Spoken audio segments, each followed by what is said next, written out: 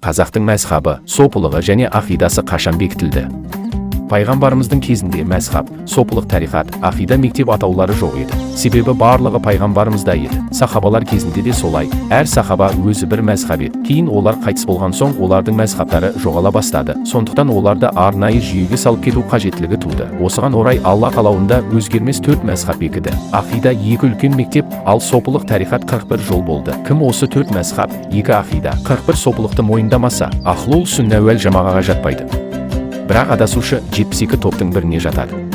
16 ғасырда әйгілі Қасымхан Қазақты исламда мәзхабы Ханафи, ақидасы Матуриди, сопылық тарихаты Нақшбанд етіп бекітті. Қазақ халқы Қасымханнан бұрын Нақшбанд және Яссауи сопылық тарихатын аралас ұстанып келген еді. Алтын Орда ханы Өзбек хан 14 ғасырда Алтын Ордалық 92 руды түгел исламға кіргізді әрі олардың сопылық тарихатын Яссауи етіп бекітті. Оларды 92 баулы өзбек деп атады. Қалың қазақ, өзбек, татар, ноғай, башқұрт, моғолдардың ата-бабалары сол кезде сопылықта Яссауи болды.